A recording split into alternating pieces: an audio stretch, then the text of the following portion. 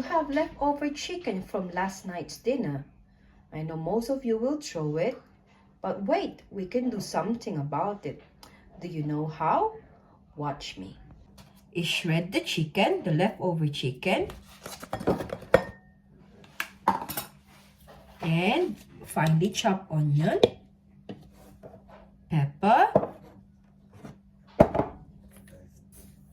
salt, and mayo. At this point, I mix everything, and if you want it spicy, just put chili powder or cayenne pepper. Here you go, guys. Here's my chicken and mayo.